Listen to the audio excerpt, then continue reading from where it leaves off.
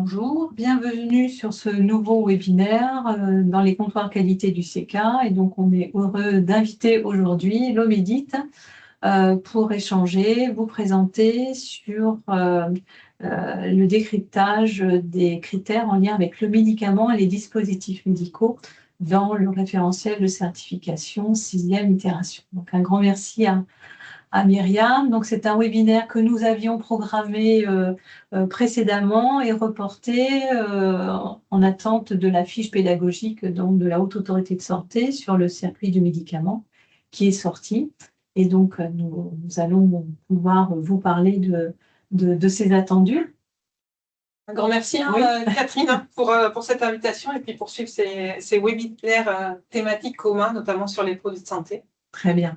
Donc, juste pour vous rappeler ou vous informer, le référentiel de certification a été un petit peu ajusté au mois de septembre. Donc, vérifiez bien que vous utilisez la bonne version du référentiel qui est référencié maintenant en cas. Vous trouverez cette information dans les premières pages du document. Et donc, dans ce référentiel, et ces informations ont été données par la Haute Autorité de Santé lors du webinaire qui a eu lieu au mois de septembre. Il y a 3 ajustements dans ce référentiel qui portent notamment sur le médicament, avec suppression des éléments d'évaluation portant sur l'automédication hors PAM. Donc là, il y a suppression de 2 éléments d'évaluation sur les hors PAM. Mais vous avez également des modifications sur un élément d'évaluation qui porte sur les dispositifs médicaux numériques à identifier, à repérer, à initier une cartographie, mais pas forcément avoir une cartographie déjà bien construite. Et enfin, un dernier élément d'évaluation où la dose de rayonnement non ionisant est attendue dans le compte-rendu d'examen, mais pas dans la lettre de liaison de sortie. C'est juste pour vous informer, pour tous ceux qui n'avaient pas encore eu ces éléments, soyez vigilants de bien utiliser la bonne version du référentiel. Avant de commencer, juste pour vous dire que lors de ce nouveau cycle, le circuit des médicaments est un élément majeur dans cette évaluation et il va être donc exploré par des traceurs ciblés. Traceurs ciblés médicaments. Donc le nombre et le produit qui seront identifiés pour réaliser ce traceur ciblé sera défini par la Haute Autorité de Santé lors de la programmation de votre visite et de l'échange que vous aurez pour cette programmation. Donc vous le connaîtrez en amont, mais il y a au moins 2, 3, au moins, voire plus, traceurs ciblés en fonction de la taille de votre établissement consacré aux médicaments. Cette exploration, ce traceur ciblé, aura lieu dès le premier jour, en matinée, avec une visite de la pharmacie. Donc là aussi, on revient un petit peu aux précédentes visites de certification. Donc dès le premier jour, vous aurez une visite de votre PUI par l'un des experts visiteurs, avec la rencontre de l'équipe de pharmacie, le pharmacien et le RSMQ. Donc, dans cette visite qui durera à peu près 2 heures, je crois, il y aura une présentation à faire du circuit du médicament, donc de la prescription, en passant par la dispensation, la conciliation, programmation et le déploiement du PAM et l'approvisionnement. Myriam reviendra sur ces points par la suite. Et dans l'unité de soins, donc, un des traceurs ciblés aura une visite de la pharmacie suivie d'unité de soins et les autres traceurs ciblés ne concerneront que l'unité de soins, bien sûr.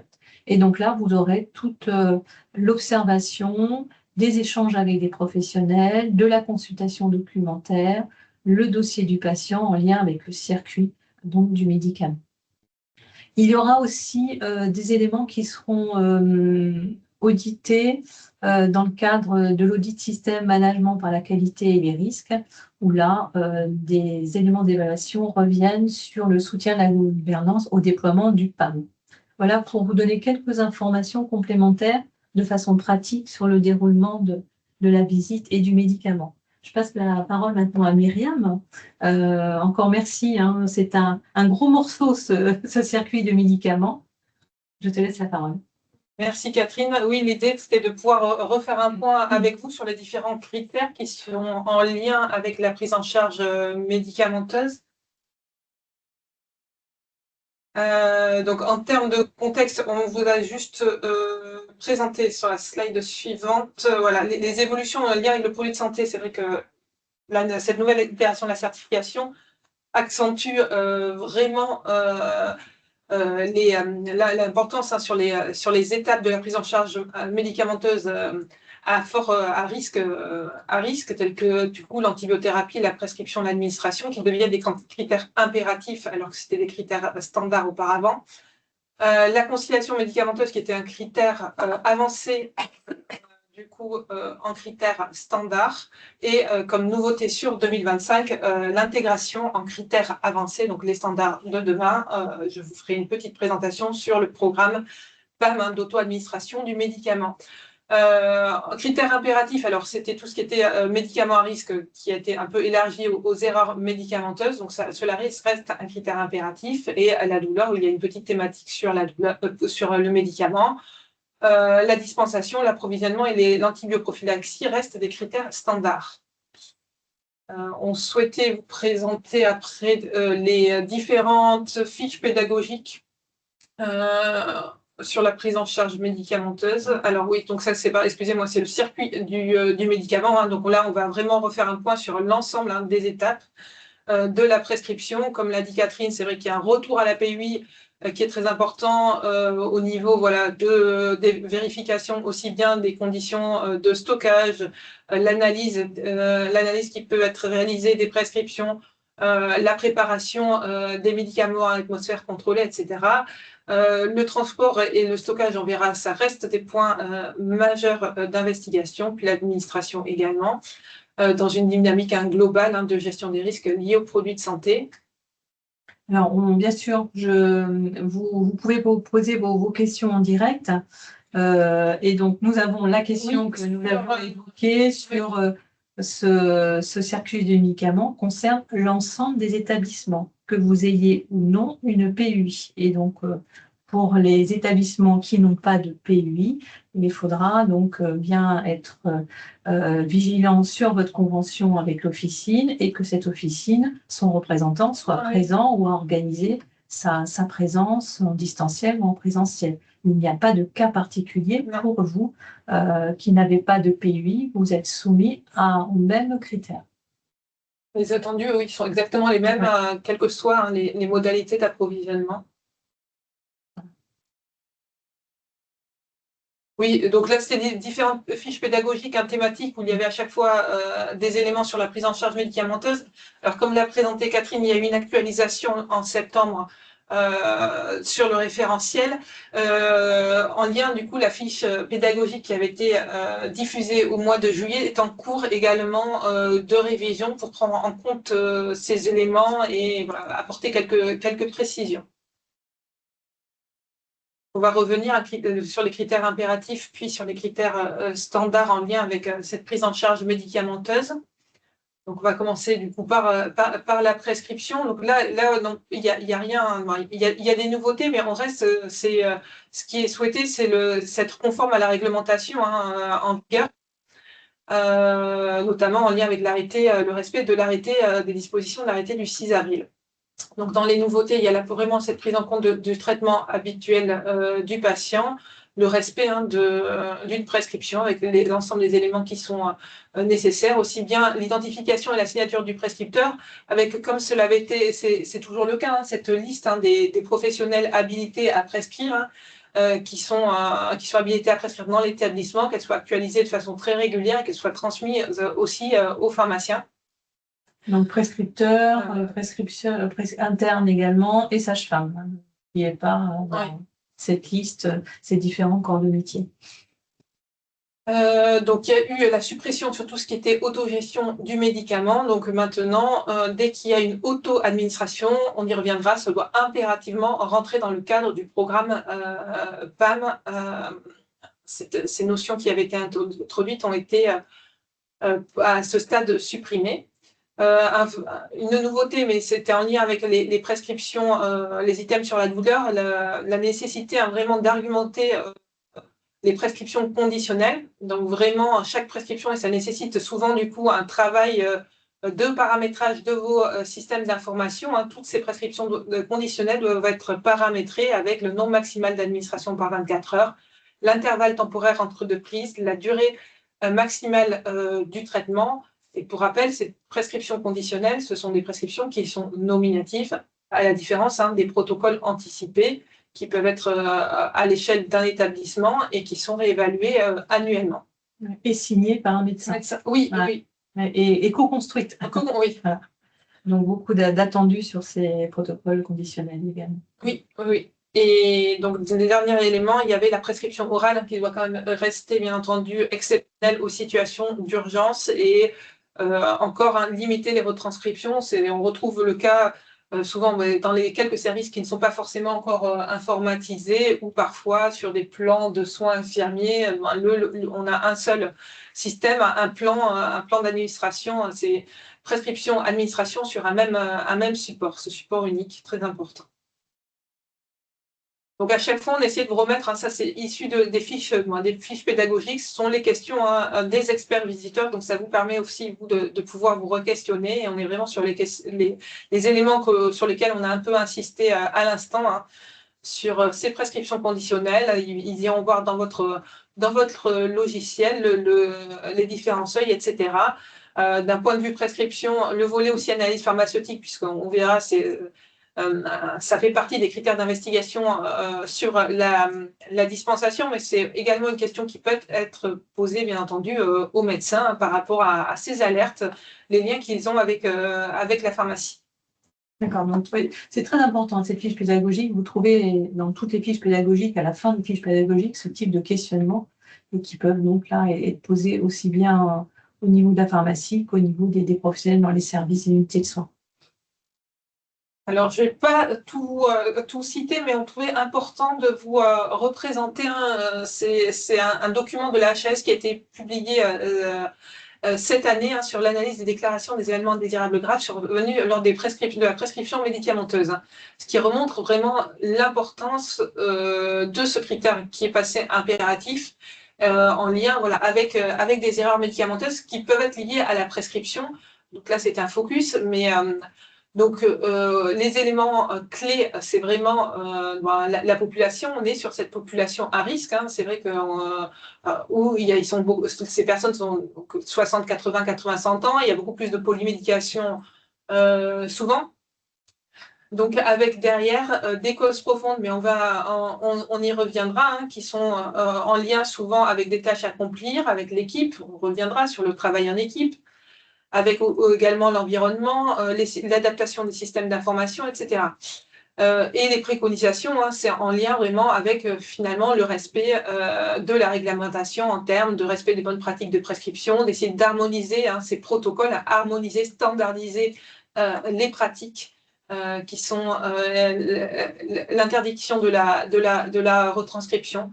Donc, on est vraiment sur ces éléments clés qui sont vraiment des éléments qui peuvent être des barrières aux erreurs. Je suis en même temps les questions.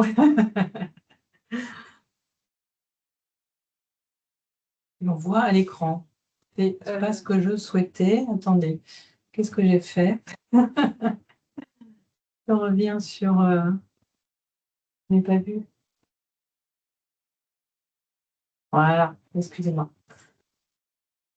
Donc, dans les éléments, donc là, c'est plus par rapport à nos retours de terrain aussi, lors des accompagnements que l'on peut faire aussi bien le CECA et l'OMEDIT auprès de vos établissements. La gestion du traitement personnel reste, fait souvent l'objet encore d'écarts par rapport aux pratiques. Donc, on voulait juste vous rappeler, donc ce traitement personnel qui doit être lorsqu'à l'admission doit être sécurisé dans l'unité de soins, identifié au nom du patient et pour être très global, rendu à la sortie, donc rendu en totalité, normalement, donc ça doit être rendu en totalité, mais parfois dans une logique d'accompagnement des patients, on peut voir avec lui de lui remettre que les traitements qui sont poursuivis et avec son accord de ne pas lui remettre les autres traitements pour éviter les erreurs médicamenteuses.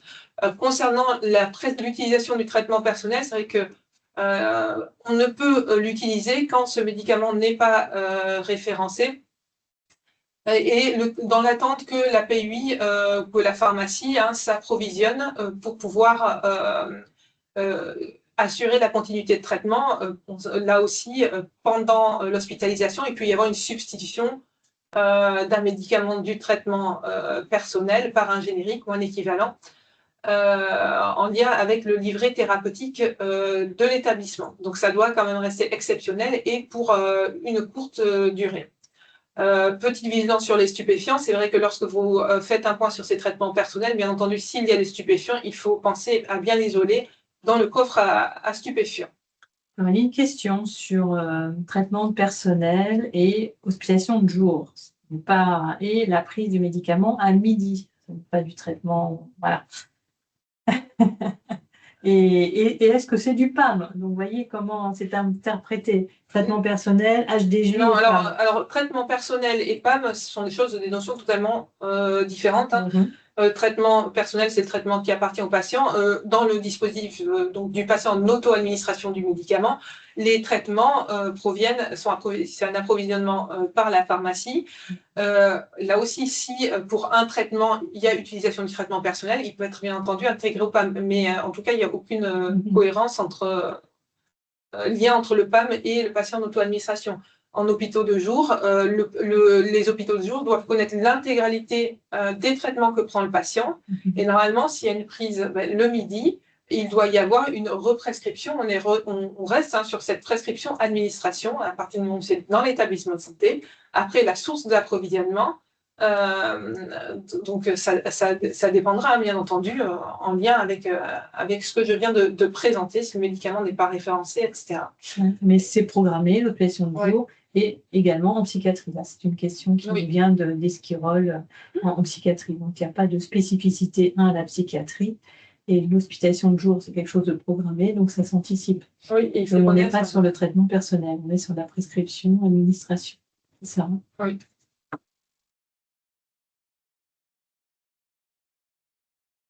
Autre critère impératif sur l'administration des médicaments. Donc,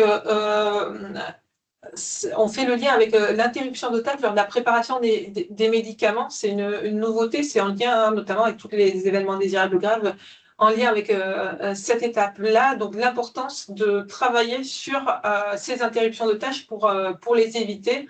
On y reviendra juste après.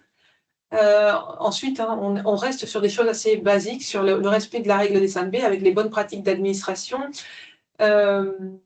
Et par contre, dans les nouveautés, c'est un focus sur ces situations à risque, parce que là aussi, il y a eu énormément des signaux sur d'événements indésirables en lien avec ces situations à risque, aussi bien injectables que la reconstitution pour des populations à risque en pédiatrie, les pousseringues, les PCA, les chimios, etc. Donc là, une attention toute particulière, une analyse vraiment des risques avec des formations, si nécessaire, des professionnels qui vont être en mesure de préparer ces médicaments. Après, on reste sur des choses assez classiques, sur la concordance juste avant l'administration, produit patient, prescription. Bien tracer les motifs aussi d'administration, l'administration bien entendu, mais aussi la non-administration des médicaments dans le dossier du patient afin d'avoir un suivi complet et pas quelques heures après. On a encore certaines pratiques avec des deltas sur la traçabilité de cette administration. Là aussi, vous avez des questions? Oui, pas mal de questions. Voilà, vraiment réfléchir sur se questionner sur les actions à mettre en œuvre au niveau de la préparation des médicaments, et en particulier ceux qui sont à risque, c'est vrai qu'en pédiatrie, en réanimation, etc., notamment, en lien aussi avec des supports qui ne sont pas forcément des logiciels, des prescriptions, pardon, qui ne sont pas forcément encore informatisées. Donc, après l'administration, Il y a, on évoquait. Oui, l'interruption de tâches, justement, c'est vrai que oui. il y a un grand focus sur cette interruption de tâches lors de l'administration. C'est souvent fait, bien entendu, ces préparations sont faites dans l'unité de soins. Donc, vraiment arriver à sécuriser ces moments précis pour la préparation de ces médicaments. Donc, il y a 2 guides qui sont sortis de l'AHS, donc un qui date de 2016, puis un plus récent sur les interruptions de tâches lors des activités en anesthésie.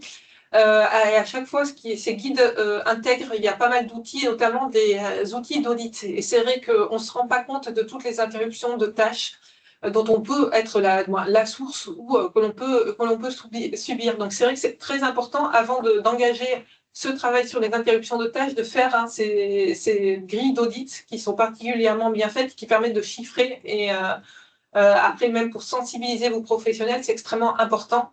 Ça va vous permettre d'améliorer votre processus de préparation, savoir voilà, comment agir sur ces sources d'interruption de tâches, améliorer, puisque c'est souvent en lien avec la communication, le travail en équipe, mais aussi avec les usagers, les patients, les familles. Et identifier ces tâches qui ne doivent jamais être interrompues. Certaines peuvent l'être. Après, il y a des situations dans lesquelles il faut absolument interrompre également. Donc, c'est avoir une véritable réflexion collective sur ces interruptions de tâches. Et ça ne peut être fait que unité de soins par unité de soins. Et donc, tu souhaitais, Véronique, vous êtes avec nous peut-être sur compléter sur l'interruption de tâches et le travail en équipe. Effectivement, l'interruption de tâches est une problématique qu'on retrouve régulièrement, malheureusement, dans la survenue d'erreurs médicamenteuses, et c'est quelque chose qu'on peut travailler en équipe, notamment dans le cadre, ça peut être une problématique qu'on travaille à travers la démarche CRM.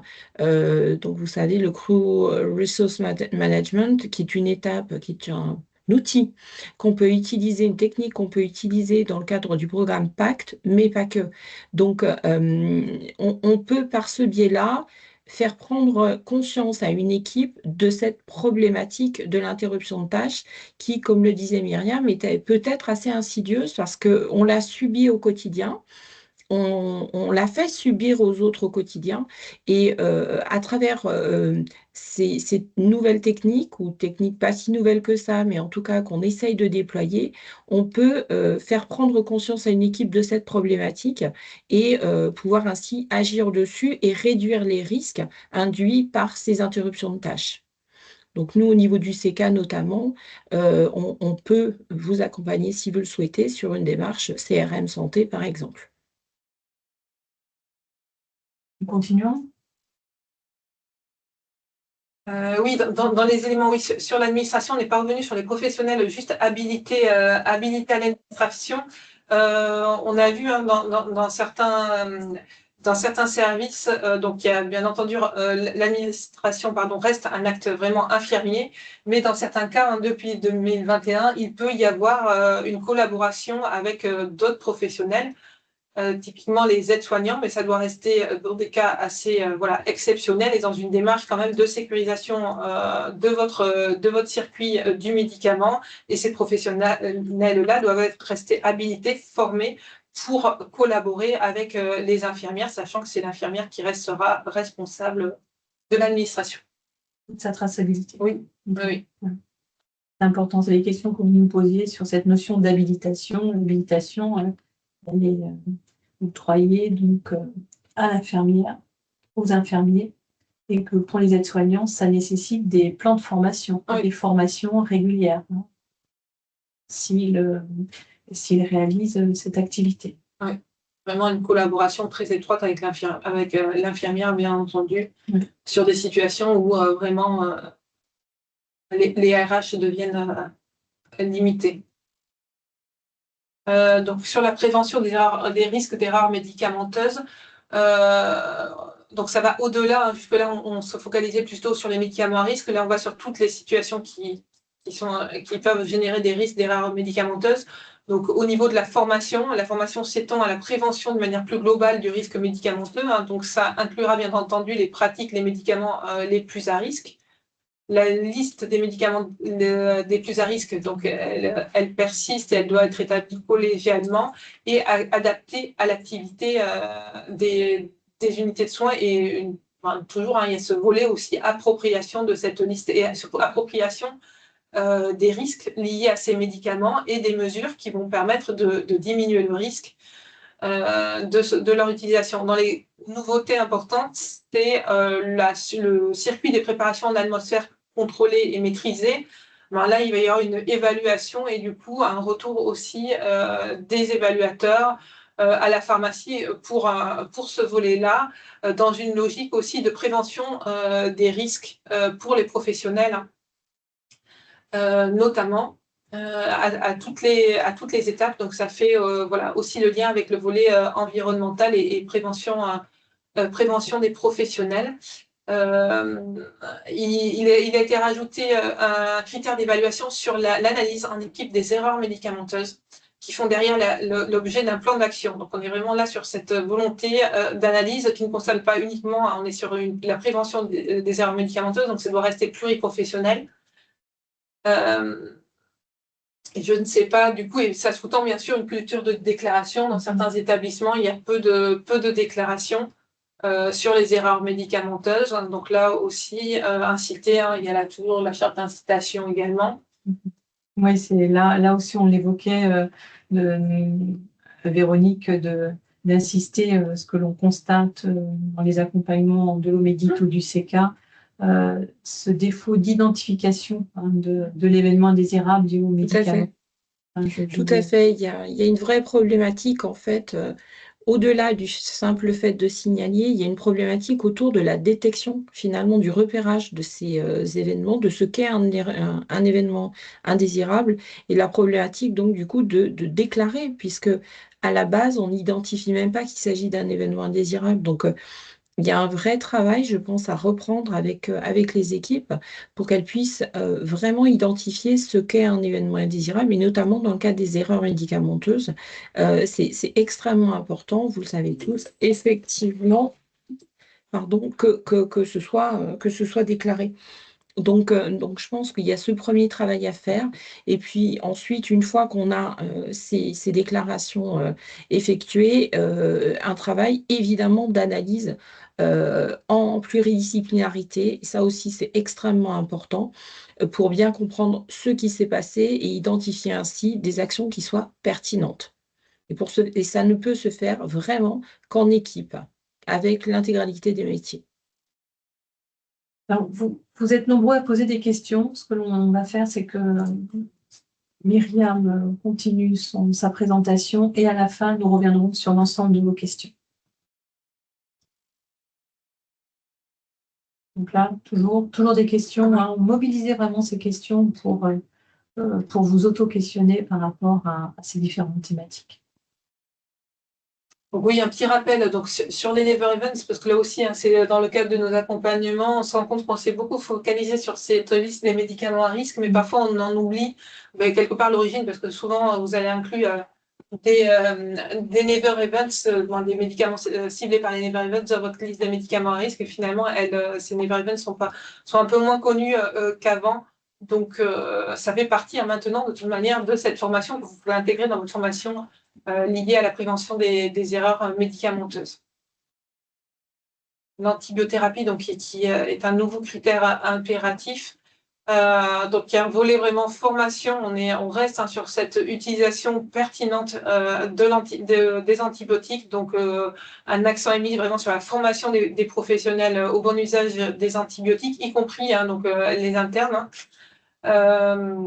La justification dans le dossier et la réévaluation, la traçabilité, c'est souvent ce qui fait parfois défaut en lien avec vos systèmes aussi, vos systèmes d'information vous aident avec parfois des alertes pour la réévaluation à 24-72 heures, mais derrière, c'est pas forcément tracé si un traitement a été poursuivi, à montrer qu'on a vu cette alerte et qu'on a vraiment réévalué le traitement. deux nouveaux critères qui sont en lien avec d'autres dispositifs. Hein. C'est l'amélioration des indicateurs de lutte contre l'antibiorésistance et le remplissage de l'outil de surveillance de la consommation et de la résistance aux antibiotiques, ConsoRes, qui a été réactualisé et que l'on peut remplir depuis cette année. Donc, quand on parle de praticien, on parle de prescripteur. Oui. Qu'on soit médecin, chirurgien, clinicien, voilà. L'appellation n'a pas une connotation de statut, mais bien de métier.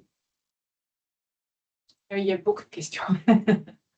Mais aussi bien là on a tout mis, mais c'est vrai que ça peut concerner parfois un peu plus la gouvernance, le pharmacien, le médecin, en fonction des questions. Donc il y en a certaines qui sont un peu redondantes, mais ce qui montre que finalement l'expert va aller chercher, de recouper aussi les informations et les pratiques. Donc vraiment une appropriation de tous les professionnels. Sur l'antibiothérapie, c'est pour ça que vous avez des traceurs ciblés sur l'antibiotique injectable principalement. Rapidement passer sur la douleur parce que finalement, on va plutôt, sur ce critère impératif, on est plutôt sur la prise en charge globale de la douleur, sur la réévaluation de la douleur. Donc, derrière évaluation, ça peut entraîner derrière une prescription conditionnelle. On est sur une adaptation de la prescription si besoin. Donc, l'important, c'est, on va dire, ces prescriptions conditionnelles avec le seuil de déclenchement, utilisation de la bonne échelle en fonction des patients, qui soient communicants, qui ne soient pas communicants, des enfants, etc. Derrière cette approche globale, vraiment tracer et valoriser votre prise en charge non médicamenteuse de la douleur.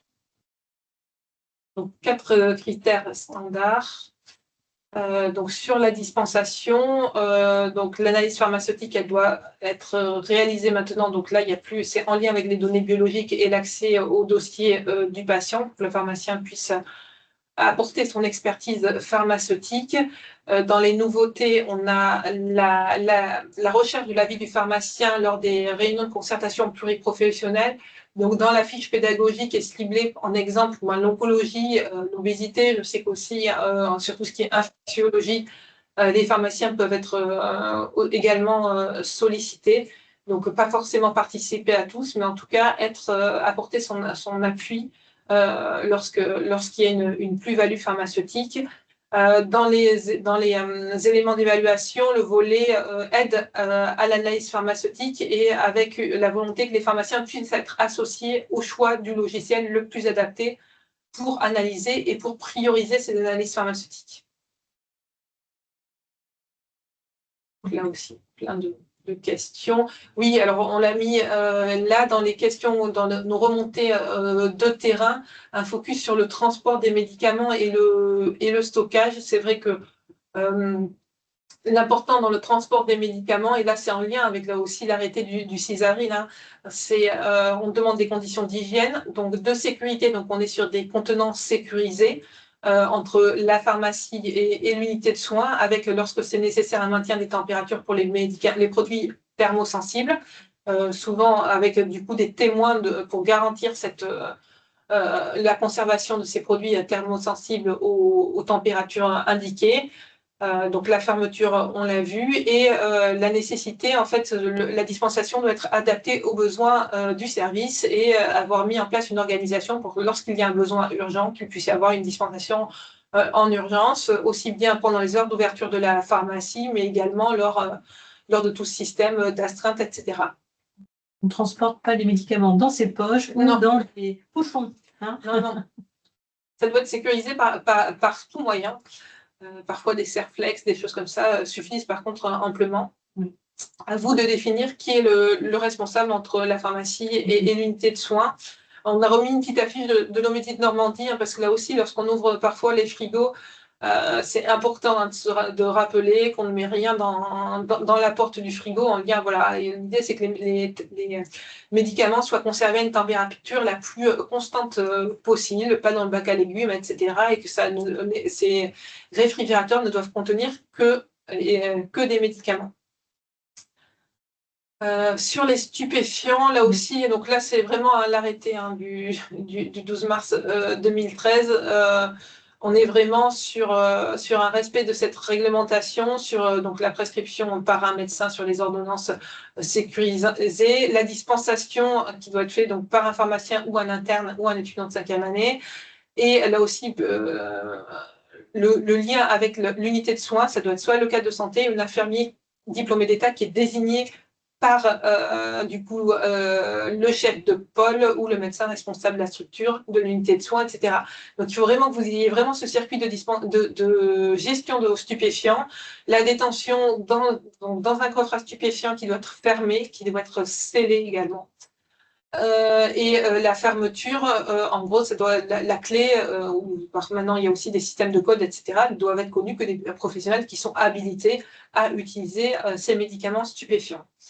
Les médicaments stupéfiants, donc derrière il y a toujours ce carnet de suivi des entrées et des sorties, et la destruction, donc là aussi faire le lien avec votre pharmacie à usage intérieur. On essaie de vous remettre, mais référez-vous à l'arrêté du 12 mars 2013.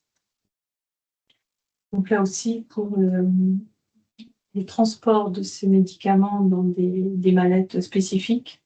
Oui, oui, là sécurisé et pas dans les poches, hein, les blouses, mais vraiment sécurisé. Je crois qu'il y aura des questions sur ces traitements, notamment en HLD. L'approvisionnement. L'approvisionnement. Donc là, j'en ai parlé, j'ai un peu anticipé sur la réponse aux besoins urgents, donc vraiment valider cette organisation en interne en lien avec la pharmacie sur la réponse à une dispensation adaptée aux besoins du service. Là aussi, il y a eu la volonté de vraiment d'impliquer, c'est son rôle maintenant au quotidien, souvent d'impliquer le pharmacien dans les ruptures de stock. C'est lui qui fait un gros travail et derrière qui va informer les prescripteurs pour pouvoir proposer des alternatives, les référencer au livret thérapeutique, etc. Donc c'est une façon aussi de valoriser le travail qui est réalisé au quotidien. Donc le stockage, jusque-là, c'était plutôt les unités de soins qui étaient auditées. Maintenant, il y aura aussi une vérification du stockage, des bonnes conditions de stockage à la pharmacie à usage intérieur.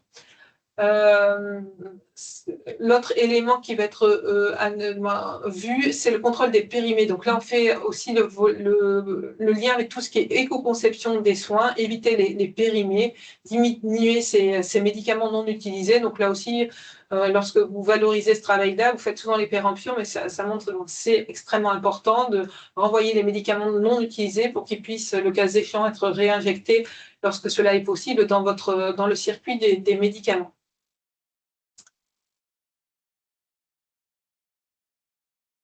La conciliation médicamenteuse, alors jusque-là, c'était un critère, lors de la dernière itération de certification, c'est un critère avancé.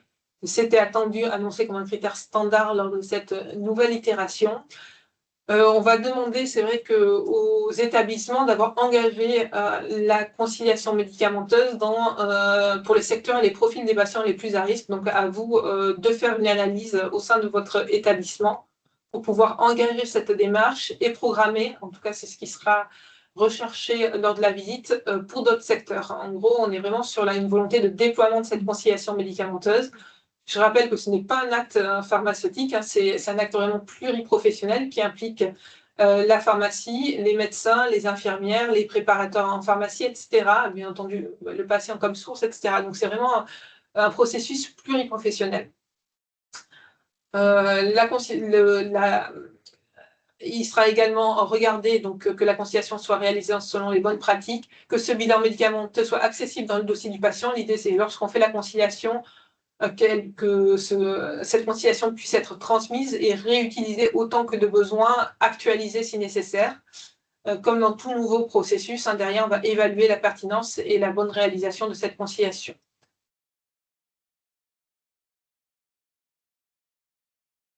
Sur l'antibioprophylaxie, là, on reste sur un critère standard sur la réalisation, une prescription d'antibioprophylaxie donc pertinente, réalisée lorsque c'est lorsque c'est justifié, avec une prescription au moment de la consultation pré-anesthésique, en prenant en compte et en identifiant les cas spécifiques pour proposer des antibioprophylaxies adaptées. Là aussi, on est sur une protocolisation au maximum de cette antibioprophylaxie. Il faut qu'il y ait une politique d'établissement.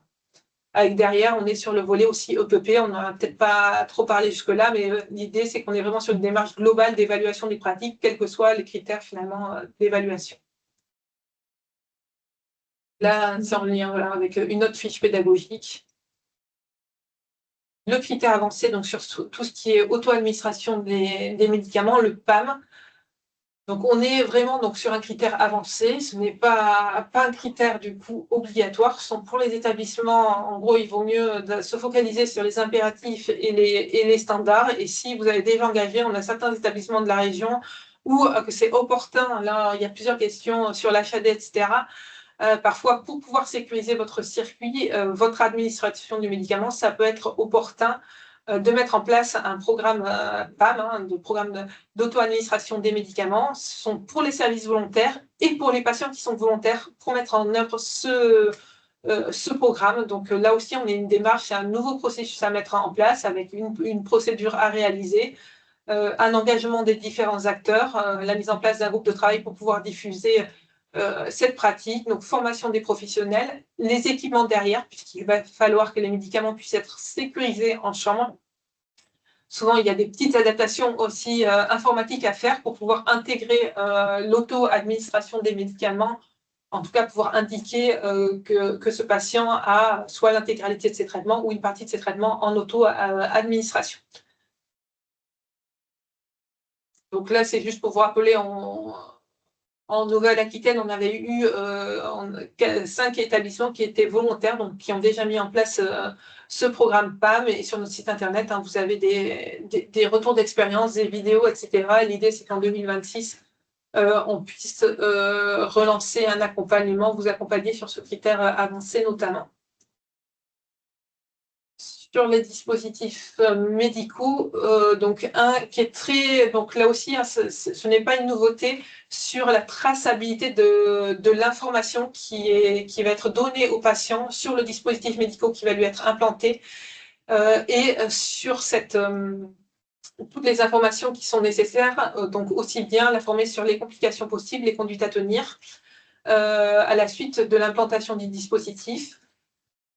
Et la traçabilité, bien entendu, de la pose du dispositif médical et derrière la carte d'implant, la remise de la carte d'implant et sa traçabilité, sachant qu'elle peut être intégrée aussi dans le dossier médical partagé. Donc là aussi, ça sera évalué, ça nécessite en fonction des services une organisation pour que là où les cartes d'implant puissent être remises aux patients et derrière tracées. Cette remise doit être tracée dans le dossier. Vous voyez que ce critère est investigué par un parcours traceur. Il y a maintenant des rencontres avec des patients au décours des parcours traceurs. Donc, il est possible que les experts visiteurs, au cours d'un parcours, demandent au service des patients ayant un dispositif médical et en allant rencontrer ces patients, pourront les interroger sur les informations reçues sur ce dispositif médical. Voilà comment les experts feront les liens entre les personnes rencontrées et les méthodes. Donc après, il y a un volet un peu plus stérilisation sur ces risques, la maîtrise des risques infectieux liés aux DM invasifs réutilisables. Donc là, un lien sera fait avec votre service de stérilisation de façon plus globale. Aussi, oui, des questions, une fiche pédagogique spécifique. Les DM numériques, donc c'est vrai que ça ne concerne pas forcément très peu le médicament, c'était juste pour faire le lien du coup avec tout ce qui était aide à la décision médicale et aide à la décision thérapeutique. Donc on est vraiment sur un plan global de maîtrise de l'usage de ces dispositifs numériques. Là aussi, vraiment, c'est ce lien-là où on est indirectement sur les produits de santé, celui-là, donc sur tout ce qui est l'utilisation des outils de technologie innovants sans finalité médicale, on est sur un critère avancé. Alors, je pense qu'au fur et à mesure qu'il y aura des visites, des retours d'expérience, on aura un peu plus d'informations sur ce qu'ils attendent comme dispositif derrière et jusqu'où, quel type de dispositif rentre ou ne rentre pas dans cette problématique. La coordination des équipes, donc là, on est sur la gestion du patient à sa sortie d'hospitalisation. Là aussi, on va dire que ce n'est pas nouveau, mais on est toujours sur ce lien, sur l'information du patient, sur ces nouveaux traitements, donc en lien ou pas de la conciliation médicamenteuse, mais la nécessité d'une explication des nouveaux traitements, la nécessité de signaler tout effet indésirable lié au traitement, et d'avoir ce bilan qui doit être intégré dans la lettre de liaison entrée entre les traitements d'entrée et les traitements de sortie. La remise de cette lettre de liaison le jour J avec les explications qui sont nécessaires. Une analyse de l'avant-après et pas simplement l'ordonnance de sortie jointe à la lettre de liaison. Elle nécessite une analyse. Pas mal de questions également sur la lettre. Donc là, on est vraiment à focus sur la lettre de liaison, en lien avec les IQSS, d'ailleurs, sur la lettre de liaison. À la sortie, donc le jour de la sortie, au moment de la sortie. L'HAD, alors c'est vrai qu'on est en attente, je ne vais pas vous cacher, d'une fiche pédagogique, comme cela avait été le cas lors de la dernière itération, plus spécifique sur l'HAD. Donc, il y a un critère d'évaluation qui est très global pour l'instant sur la sécurisation du circuit des produits de santé et des dispositifs médicaux au domicile du patient. Donc là, on est en attente d'une fiche. Dispositifs médicaux, pas sur le médicament. Oui. Il y a beaucoup de questions sur le médicament, là, oui, pour ça. Oui.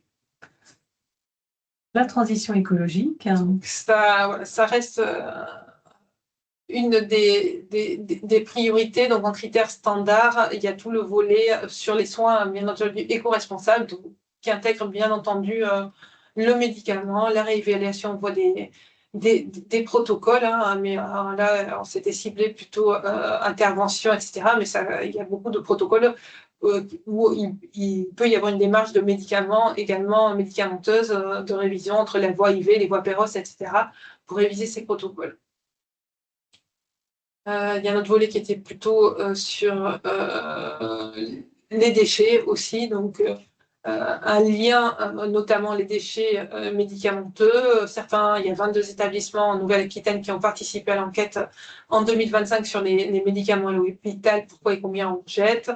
On a publié, les résultats ont été publiés avec plusieurs sources de gisements de ces médicaments non utilisés, et il y a des recommandations nationales qui vont être co-construites avec Réseau Médit, C2DS et les professionnels volontaires.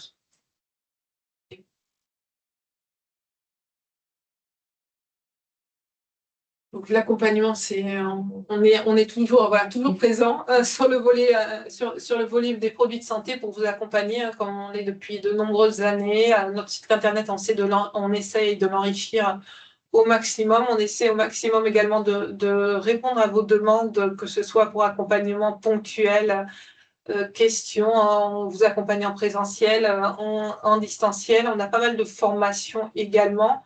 L'antibiothérapie, on voit que c'est vraiment un des critères d'évaluation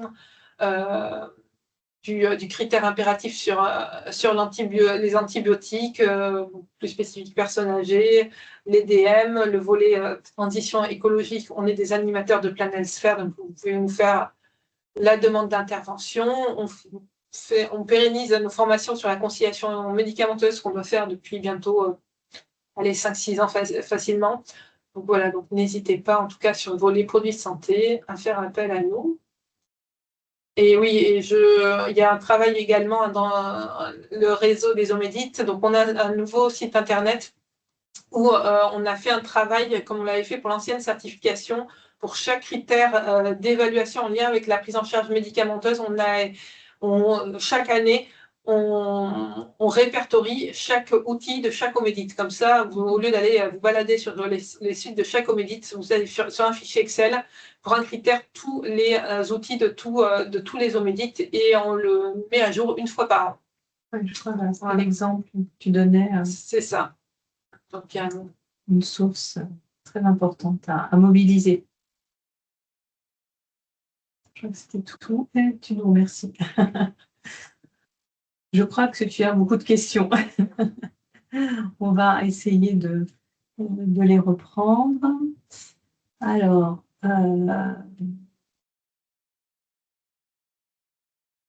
mais si le patient est autonome, en HAD, je vais lire peut-être la question. Et doit-on tracer l'administration du traitement par le patient si celui-ci est autonome en HAD? Bah, oui, du moment qu'il est en HAD, l'HAD est dépendante à la responsabilité du traitement. Oui, et après, il y a juste le dispositif PAM permet, on va dire, un patient qui est autonome, qui rentre dans ce dispositif de patient d'auto-administration du médicament, la traçabilité est faite au dire du patient. Et on va dire la nouvelle itération, les recommandations du PAM ont un petit peu évolué suite au premier établissement qui ont pu participer, qui ont pu mettre en place le PAM. Et maintenant, en gros, c'est le dire du patient. Le patient n'est plus obligé lui-même de tracer son administration. On estime, à partir du moment où on estime que le patient est autonome, on préfère réévaluer très régulièrement son autonomie. Donc, en gros, il peut y avoir une traçabilité de cette administration, parce que, comme disait Catherine, on reste sur une prescription administration, une traçabilité, mais qui est au dire du patient. Encore faut-il que l'établissement soit rentré dans un programme PAM. Hein. Donc, j'ai vu dans la slide il y a des HAD. Oui, il y a quelques HAD qui ont participé. Alors, le traitement personnel, lorsqu'il y a des stupéfiants, est-ce qu'il est rendu également? Je ne vois pas. Au contraire, voilà. Alors, oui, c'est la remise à la fin du traitement personnel. Oui. Si c'est un traitement personnel. Le temps de rapprovisionnement par la PUI. Comment sa conformité est-elle évaluée? Oui. Là, c'est à vous de juger. C'est vrai qu'il n'y a pas de délai. En gros, c'est à vous de voir en fonction des unités de soins et des besoins du service comment s'organiser pour que ce temps soit le plus en adéquation avec les besoins. C'est vrai qu'après, il y a aussi toute la volonté dans l'unité de soins de mettre en place des dotations, donc pour que quand il y a vraiment une urgence, que ces médicaments restent disponibles. Et après, il y a le volet en dehors des horaires d'ouverture de la pharmacie, aussi d'astreinte, etc., de mise à disposition. En gros, c'est à vous de réaliser des procédures vous permettant d'évaluer au cas par cas, d'avoir différents modes d'approvisionnement en fonction des urgences et de la disponibilité de vos médicaments. Alors, nous n'avons pas l'obligation de faire le tri dans les traitements personnels à la sortie et détruire le traitement qui ne sont plus prescrits. Tout le traitement peut être rendu, même ceux arrêtés pendant l'hospitalisation. C'est ce qu'on disait. En gros, le traitement personnel est j'aime pas ce terme appartenir au patient, mais en tout cas, c'est le patient qui l'a. Nous, on préconise bien entendu que ce tri puisse être fait parce qu'en termes pour éviter des erreurs médicamenteuses et éviter tout doublon, etc. Ça paraît en tout cas on va dire plus pertinent d'expliquer justement, ça rentre dans cette démarche, dans les critères d'évaluation, d'expliquer les modifications du traitement entre traitement d'entrée et traitement de sortie. Mais vous n'êtes pas obligé de le détruire, il faut lui demander d'ailleurs, oui, d'être remis et de tracer lorsqu'il y a eu un traitement personnel dans votre dossier et quand il a été remis à la fin. En HAD, doit-on tracer l'administration des médicaments par le patient le jour où il n'y a pas de passage des professionnels en HAD? Tu as évoqué, c'est au dire du patient. Pour le transport de médicaments circuit froid de la PUI vers l'HAD, doit-on aller jusqu'à l'enregistrement de la température pendant le transport pour les médicaments hors chimio? C'est à vous de juger. Alors, comme on dit, il faut vraiment arriver à avoir un maintien de la température. Donc, de plus en plus d'HAD se munissent de systèmes qui permettent un enregistrement, en tout cas un témoin de température, parce qu'on voilà, n'a pas la garantie. Et parfois, c'est juste des témoins qui permettent de savoir si la température n'a pas été dépassée. Dépassée. Faut-il une liste de situations à risque autres que les Never Even? On revient sur l'analyse par unité de soins des médicaments qui sont à risque, des situations qui sont à risque. Donc, parfois, certains médicaments qui ne sont pas forcément des Never Events peuvent être intégrés à la liste en fonction des médicaments qui sont utilisés dans. C'est vraiment une analyse de risque que vous devez faire unité de soins par unité de soins. Pour les médicaments reconstitués en pédiatrie, existe-t-il des documents que certains pourraient partager? Je vous invite à consulter le document du réseau Médic, notamment. Là j'en ai pas en tête, mais je sais qu'il y a des travaux qui ont été faits, notamment voilà, par rapport aux dilutions, etc. D'accord. Donc, il faudra avoir une sélection pédiatrie dans le fichier Excel que tu nous as présenté.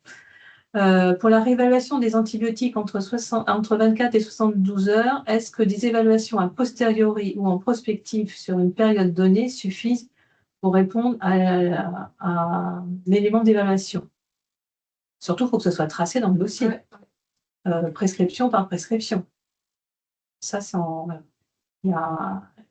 il y a l'évaluation en termes de pratique par des EPP, mais c'est surtout l'évaluation de la prescription dans le dossier du patient. Donc, de plus en plus, les dispositifs, les dossiers informatisés font des rappels systématiques par rapport à la date de prescription. Il y a des alertes qui mentionnent la réévaluation à 24 et 72 heures. Oui. C'est vrai qu'après, ce qui est difficile, c'est d'arriver à... Souvent, vous regardez, mais derrière, vu que le traitement n'est pas modifié, il n'y a pas forcément la trace de votre acte de réévaluation. Donc, vraiment arriver à tracer cet acte-là. Est-ce que le référent antibiotique, notamment externe, peut être seulement une hotline pour des avis ou bien est-ce un praticien avec un temps dédié? Dans les IQSS, c'est référent ou avis. Qu'en est-il pour l'HAS? Le référent antibiotique, c'est une personne qui c'est interne ou externe. Oui. Bon, l'idée, c'est quand vous avez une question, une problématique, d'avoir une ressource pour vous aider. Une hotline pour des avis. Une hotline, derrière l'hotline, il y a une personne. Il y a un référent. Voilà. C'est pas forcément, il n'y a pas de temps dédié spécifique. Il faut que vous ayez un référent. Quelqu'un en capacité de pouvoir répondre à vos interrogations. Le stockage dans le frigo, pas de médicaments dans les portes. Le son à couper. Oui, c'est ce qu'on disait. On est vraiment sur. C'est vrai qu'on constate encore. C'est vrai qu'il peut y avoir des portes. Oui. L'idée, c'est qu'il y a que la conservation, que la température soit la plus stable possible. Et dès que vous allez ouvrir votre frigo, ces médicaments-là, s'ils sont dans les portes, vont subir des variations de température. Donc, on est vraiment sur le stockage à l'intérieur du frigo. D'ailleurs, certains établissements enlèvent s'il y a des petits bacs, etc., pour éviter que des personnes stockent leurs médicaments sur cette porte-là. Alors, quelle gestion pour les assimilés stup, Rivotril, Buprenorphine? Est-ce que tu as les assimilés stup? Dénomination assimilés stup?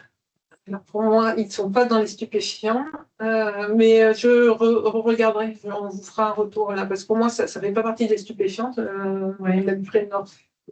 Bon, le Rivotril, c'est sûr. Moi, ils ne sont pas dans les stupes. Ça, on regardera. Parce que, Donc, c'est une question du pays d'Aigurande. Oui. En HAD, doit-on tracer les stupéfiants sur le livre rose de traçabilité, en plus de la traçabilité dans le DPI?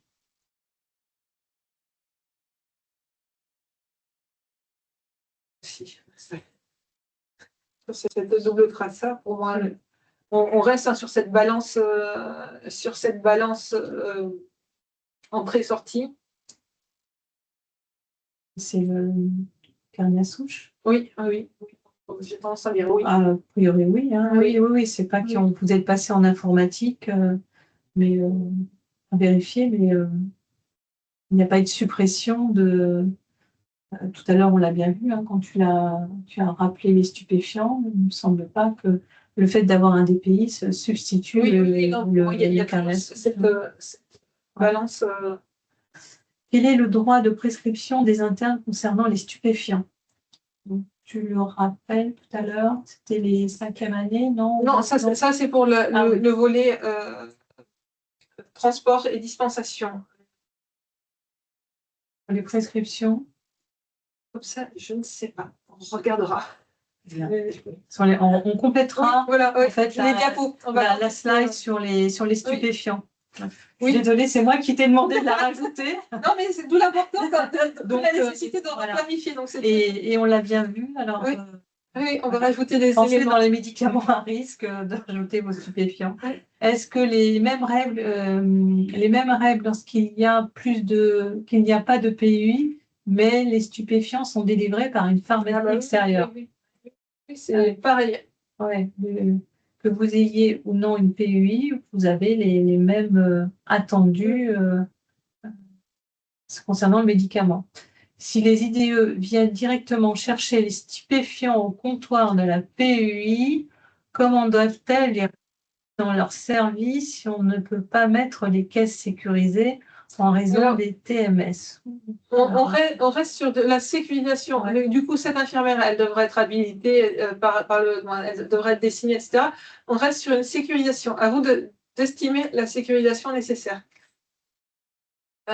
Ça, par contre, c'est sûr, c'est à vous d'estimer parce que parfois, lorsqu'on met des grandes caisses qui sont bien visibles, c'est encore plus dangereux que. Ouais. Mais de mémoire, pour les stupéfiants, il y a des petites mallettes. Hein, oui, il y en a, oui, des toutes petites. Alors, CM, entrée et sortie, consultation médicamenteuse, déjà à l'entrée, en gros. À l'entrée, c'est devenu standard. Oui, alors c'est mieux entrée-sortie, mais en tout cas, en termes de critères d'évaluation, c'est que la sortie est plus complexe, mais nous, on est quand même sur une logique de parcours, donc lorsque vous engagez dans une unité de soins votre conciliation, c'est bien de pouvoir l'avoir vraiment de la pensée dans une volonté de faire entrée-sortie. La sortie, on sait que c'est plus compliqué. Pour démarrer, on commence par l'entrée, on va vers la sortie. On va dire souvent dans un deuxième temps, en tout cas, elle est un peu plus, elle est moins exhaustive que l'entrée. Il y a quand même une analyse à la sortie. Oui, qui n'est pas forcément de la conciliation. Ah, c'est une subtilité. J'ai fait. Bilan médicamenteux. Comment est apprécié le déploiement du BM sur des établissements dont tous les patients sont des patients dits à risque? C'est à vous de prioriser vos patients, encore plus. Non, mais vous allez prendre des critères, en gros, en termes de nombre de médicaments, parfois aussi, le côté polymédicamenteux. Personnes âgées, non, souvent. Voilà. C'est vrai que dans certains SMR, du coup, on peut rapidement avoir beaucoup de patients à risque, mais à vous de reprioriser dans un premier temps votre conciliation. En termes de nombre de médicaments. Quels dispositifs sont recommandés pour le stockage des médicaments dans les chambres des patients? Coffre, fermoir à clé?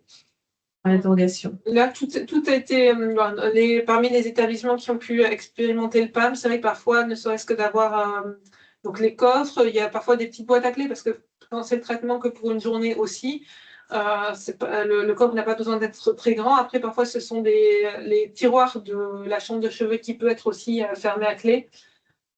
Donc, il y a plein de dispositifs qui peuvent être utilisés.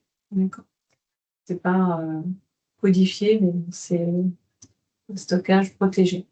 Bonjour, oui, le replay et le support vous seront disponibles. Mais attendez un petit peu parce que si on doit rajouter des slides, on va dire pour la semaine prochaine. Oui. Hein, voilà. Si le médecin écrit sur la prescription que le flacon reste à la disposition du patient dans sa chambre, est-ce que cela doit faire l'objet d'un PAM alors que ce n'est pas encore développé dans l'établissement? On va partir en théorie, on va revenir. Hein. Un médicament, à partir du moment où il est laissé dans le cadre d'une auto-administration, ça doit faire partie du dispositif PAM. C'est toutes les notions. Hein. Là, ça a été bien redit par la Haute Autorité de Santé lorsqu'elle a supprimé les 2 critères d'évaluation d'autogestion. En gros, soit on rentre dans un circuit classique, le circuit classique de prescription, administration par l'infirmière, soit on est dans le PAM. En gros, il n'y a pas de solution de disposition intermédiaire. Et Delphine complète sa question. Oui, et pour la ventoline, ça reste laissée à disposition des patients. Ça reste un médicament. C'est pour ça que je pense a été enlevé les éléments d'évaluation hors PAM, parce que c'était trop complexe à gérer. Alors, est-ce que, toujours sur le PAM, est-ce que pour les établissements ayant des patients âgés et troubles cognitifs pour lesquels le PAM ne peut pas être mis en place, ce critère sera considéré comme non applicable? Alors, sur la cotation, de toute façon, tous les établissements ne seront pas dans le PAM. Oui. Voilà, donc c'est vraiment, c'est pas une pratique, enfin c'est un engagement. Vous avez vu, il faut le soutien de la direction, enfin c'est un programme, hein. Doit-on retrouver le traitement habituel dans la lettre de liaison ou uniquement le traitement à l'entrée et bien sûr le traitement de la sortie? Pas de notion de traitement habituel dans la lettre de liaison de sortie. Oui. En tout cas, c'est écrit traitement en entrée de sortie. Oui. Vous avez beaucoup de questions. Alors, on a dépassé le temps, mais on continue, Myriam, si vous voulez bien continuer. Doit-on retrouver le traitement habituel? Oui. Pour quelle filière sont évalués les médicaments en établissement de santé? Filière Cyclamed. Alors ça évacué, pardon. Oui, évacué. Ça, c'est vraiment un travail à mener en fonction des médicaments. C'est pas si simple en fonction des typologies de médicaments. Il faut vraiment que vous ayez un travail en interne. Alors, c'est pas Cyclamed, ça c'est sûr, puisque ça, Cyclamed est un dispositif uniquement en ville. En ville, oui. Par contre, c'est à vous rapprocher des services concernés et à mon avis, en fonction des types de médicaments, ceux qui sont dans les flacons qui sont vides, etc. Les filières sont vraiment à formaliser et il y a un guide là aussi, hein, du coup je pourrais le remettre, et il y a un nouveau guide qui vient de sortir sur toutes ces filières de tri. On le rajoutera sur les slides. D'accord. Alors, une aide-soignante en EHPAD est-elle autorisée à réaliser un bolus de PCA? Là, on parlait que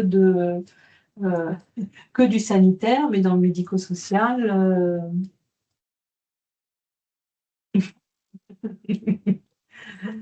le bolus sur une pompe, voilà. Donc, tu as dit un non. Oui, à partir du moment où, de toute manière, normalement, une aide-soignante ne peut pas travailler sur des stupéfiants. À ce stade-là, ça par contre, c'est sûr. À ce stade-là, il ne peut pas contribuer à l'administration des stupéfiants. Alors, Madame Bélesta, je pense que c'était en lien avec l'HAD, une question de l'HAD. Ouais. A posteriori, je ne sais pas. Donc, même a posteriori, hein, c'était la question. Qu'est-ce qu'avait posé C'était sur l'HAD. On remonte à votre première question, madame.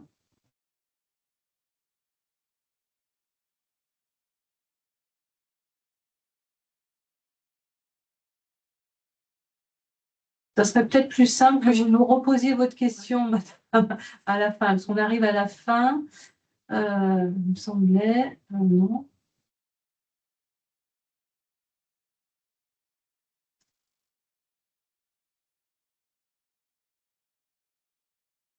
La certification d'établissement en HAD a débuté. Dommage que la fiche. Oui, d'accord. Nous avons mis en place l'autogestion de certains traitements par certains patients. Faut-il arrêter cette pratique au vu des dernières modifications du manuel? Oui, la réponse c'est oui. Oui, soit ça a vraiment été redit, hein, lors du webinaire du 29 septembre. Même question sur les aérosols, spray, ouais. L'accès au local de pharmacie en secteur interventionnel répond-il aux mêmes obligations que dans les secteurs de soins, dans la mesure où l'accès du bloc est déjà sécurisé? Encore faut-il vous assurer que l'accès au bloc est sécurisé. Voilà.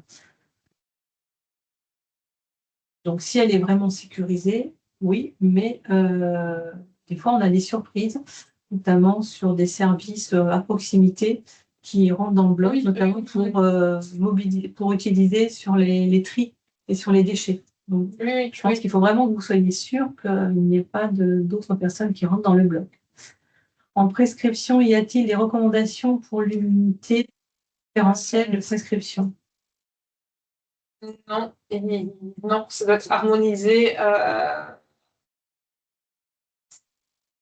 dans votre DPI, mais en tout cas à ce stade-là, et c'est vrai que ça fait partie des éléments qui ont été rajoutés, vraiment avoir l'ensemble des éléments pour que, en gros, l'infirmière vraiment n'ait plus qu'à préparer et aucune marge, en tout cas, par rapport à la préparation de ces injectables.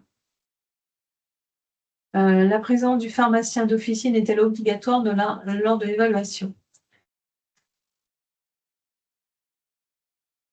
Ça serait de bon ton qu'il soit présent ou organiser une visio.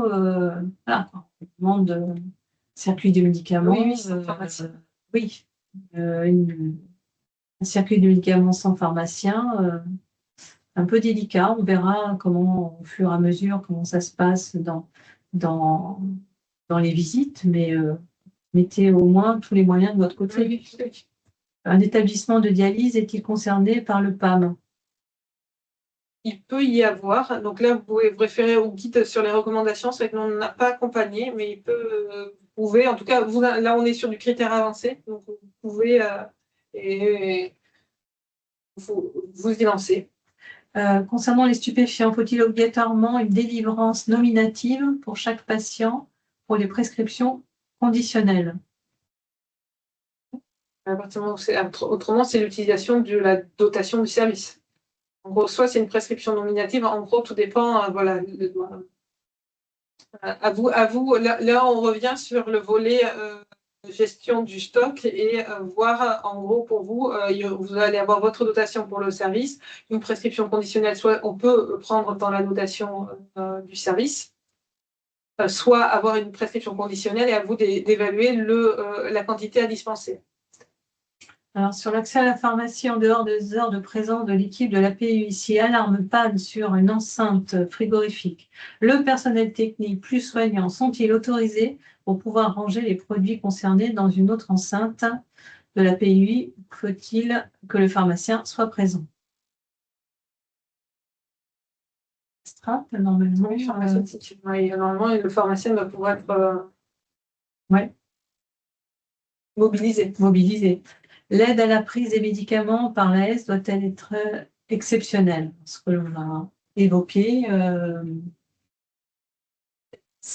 Il est recommandé que ce soit... Ce qui est attendu sont les infirmiers. Oui. Après, il faut se dire que s'ils ne sont pas les infirmiers, ben, on est déjà dans une délégation et qui n'est pas forcément bien identifiée actuellement, mais en tout cas, il faut des gens formés.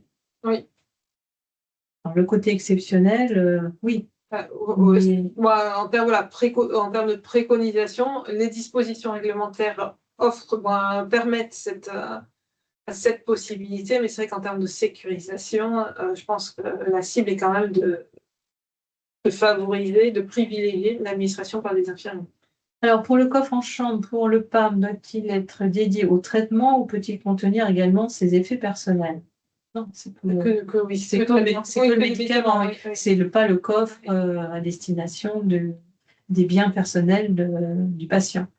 Alors, donc, hors PAM, on ne peut pas tolérer de stocker certaines choses en chambre. Je pense notamment à collier, gouttes auriculaires, pommades, et dans le chariot.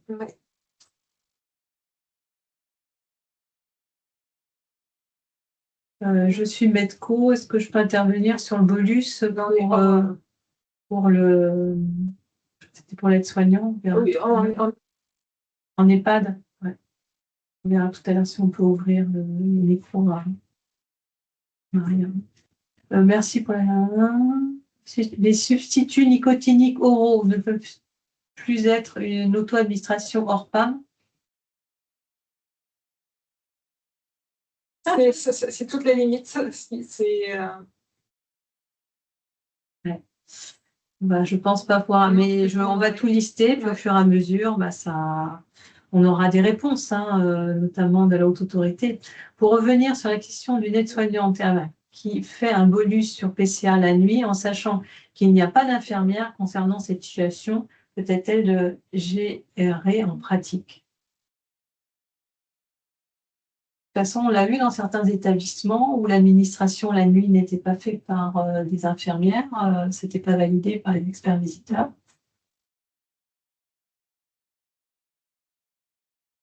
Il n'y a pas d'infirmière la nuit dans ces établissements. Là, pour du sanitaire, c'est surprenant. Je pensais que les pharmaciens de fossiles ne pouvaient pas intervenir en établissement sanitaire. Ce sont des établissements qui n'ont pas de pharmacie à usage intérieur. Ouais. Il y a certains établissements qui ont un approvisionnement par une pharmacie d'officine conventionnée. Et ça, l'ARS, dans ses autorisations, il y a quelques établissements qui travaillent avec des pharmacies d'officine. Ça reste très, très minoritaire, mais c'est possible. C'est pas un modèle, en fait, en voie de développement. Non. Vraiment. La durée de prescription doit-elle obligatoirement être mentionnée lorsque la prescription est réalisée informatiquement en établissement sanitaire? Oui. Je sais que c'est toute la difficulté que vous avez. Normalement, la durée, ça fait partie des éléments d'une prescription. La durée de la prescription fait partie des éléments. Alors parfois, je sais que ça court. Et en théorie, lorsqu'on prescrit un médicament, il doit y avoir une durée. Est-ce possible d'effectuer du PAM sur un service qui ne dispose pas de la prescription médicamenteuse informatisée? Rien n'est impossible. Voilà. Et de toute façon, à mon avis, vous allez bientôt être informatisé. Je pense que du coup, il y a d'autres actions à mettre en place avant de faire du PAM dans ce cadre-là.